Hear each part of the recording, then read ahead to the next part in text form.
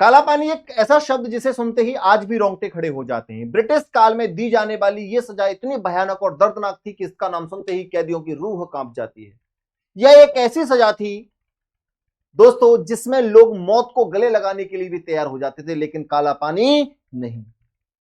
लेकिन आखिर इस सजा का नाम काला पानी क्यों पड़ा और यह इतनी भयावह क्यों थी, इसको जानना चाहते हो तो पूरी वीडियो को जरूर देखिएगा। असल में उस दौर में जो भी भारतीय क्रांतिकारी आजादी की मांग करता था उसे ब्रिटिश सरकार द्वारा इसी कठोर सजा के लिए अंडमान भेजा जाता था। यहां जो भी कैदी आते थे उनका शरीर धीरे धीरे सिर्फ हड्डियों और सांसों का ढांचा बन जाता था। जिन्हें जीना था उन्हें तड़पा तड़पा कर मारा जाता था और जो मरना चाहते थे उन्हें जिंदा रखा जाता था, सिर्फ दर्द देने के लिए। समुद्र के बीचों बीच इस खौफनाक जेल में कैदियों को मौत से बदतर जिंदगी दी जाती थी। आंकड़ों के अनुसार सेल्युलर जेल में करीब 80,000 कैदियों को लाया गया था, लेकिन उनमें से सिर्फ 300 से भी कम लोग ही कभी अपने वतन वापस लौट सके थे। अब जानते हैं कि अंग्रेजों ने इस जेल को समुद्र के बीच में बनवाने का फैसला क्यों किया। 1857 की क्रांति के बाद ब्रिटिश सरकार भारतीय क्रांतिकारियों से बुरी तरह डर गई थी। वो चाहती थी कि इन लोगों को ऐसी जगह कैद किया जाए जहां न कोई इन्हें देख सके, ना सुन सके और ना ही इनके विचार फैला सके, क्योंकि उस समय क्रांतिकारी की चिंगारी ही पूरे ब्रिटिश साम्राज्य को हिला सकती थी। और इसीलिए अंग्रेजों ने चुना अंडमान निकोबार का एक निर्जन सुनसान द्वीप, चारों तरफ समुद्र और मौत। 10 मार्च 1858 को अंग्रेजों ने पहली बार 200 से अधिक कैदियों को जहाज में बैठाकर अंडमान भेजा। जब ये कैदी वहां पहुंचे तो चारों ओर घने जंगल, जहरीले सांप, बिच्छू और बीमारियों से भरा वातावरण था। जमीन पथरीली थी, हवा भारी और डरावनी। ये एक खुली नरक से कम नहीं था। जेल का निर्माण करने से पहले ब्रिटिश अधिकारियों के रहने के लिए कैदियों से ही जबरन झोपड़ियां और इमारतें बनवाई गई। जंगल काटते काटते ही कैदी दम तोड़ चुके थे, क्योंकि उन्हें बिना औजारों के हाथों से पत्थर हटाने पड़ते थे। सांप, बिच्छू और मलेरिया ने सैकड़ों की जान ले ली। इलाज का कोई नामो निशान नहीं था। धीरे धीरे कैदियों की संख्या बढ़ने लगी और 1860 में शुरू हुआ सेल्युलर जेल का निर्माण। इस जेल के बीचों बीच एक ऊंचा टावर बनाया गया जिसमें 1 घंटा लगा होता था। अगर कोई कैदी भागने की कोशिश करता या खतरा होता तो वो घंटा बजा दिया जाता था। इसके चारों तरफ 7 शाखाओं में फैली 3 मंजिला इमारत बनाई गई। हर मंजिल में अकेले रहने के लिए 700 से भी ज्यादा सेल बनाए गए, अकेले रहने के लिए। इन्हीं अलग अलग कोशिकाओं के कारण इस जेल का नाम पड़ा सेल्युलर जेल। विडंबना यह थी कि इस खौफनाक जेल को उन कैदियों से बनवाया गया जिन्हें बाद में इसी कैद में होना था।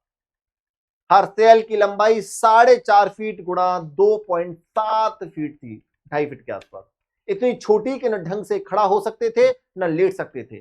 3 फीट ऊंचाई पर एक छोटी खिड़की होती थी, लेकिन बाहर कूदने का कोई रास्ता नहीं था, क्योंकि चारों ओर था लहराता हुआ भयानक समुद्र।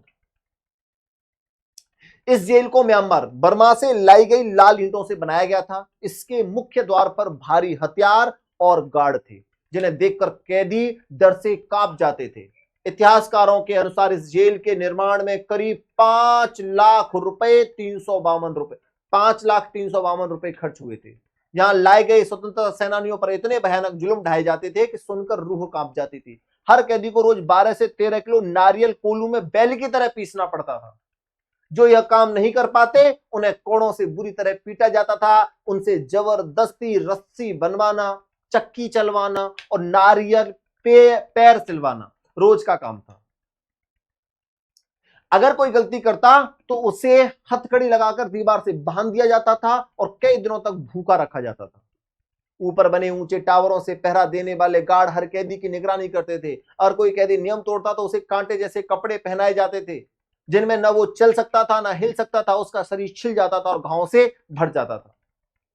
शौचालय जैसी बुनियादी सुविधाएं नहीं थी। कैदी को अपने ही सेल में टॉयलेट करना पड़ता था।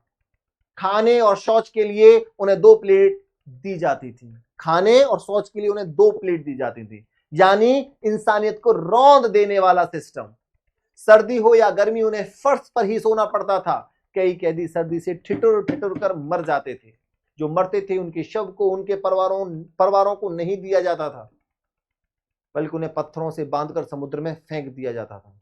इन अत्याचारों से तंग आकर कई कैदियों ने भागने की योजना बनाई। 1868 में सैकड़ों कैदियों ने जेल से फरार होने की कोशिश की।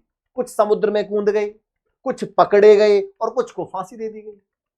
एक ब्रिटिश जहाज ने भागते कैदियों को पकड़ लिया और सबको दोबारा बंदी बना लिया गया। यहाँ के कैदी अल्लामा फैज खैराबादी ने लिखा था, इस जेल की हवा बदबूदार है, दीवारें बीमारियों की जड़ हैं और हर कोना दर्द से भरा है। हमारा शरीर घाव से छलनी हो चुका है। इस नरक की कोई तुलना दुनिया में नहीं की जा सकती। यही अल्लालाम खैराबादी इस जेल में दम तोड़ते हैं और उन्हें यही दफना दिया जाता है। कैदी या तो पागल हो जाते थे या आत्महत्या कर लेते थे। एक क्रांतिकारी इंदु भूषण राय ने अपने ही कुर्ते से फांसी लगा ली। कुछ कैदियों ने भूख हड़ताल की, लेकिन अंग्रेज जबरदस्ती खाना ठूंसते और कई की जान चली जाती।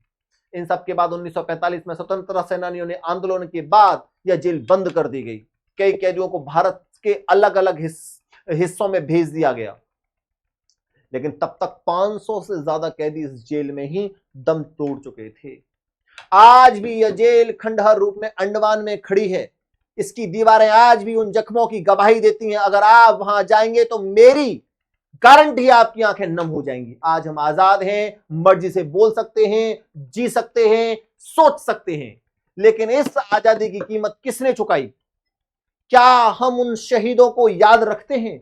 अगर आप भी उन वीरों को नमन करना चाहते तो इस वीडियो को शेयर कीजिएगा और कमेंट में बताइएगा कि अगला वीडियो किस क्रांतिकारी की कहानी पर बनना चाहिए। जय हिंद, जय भारत।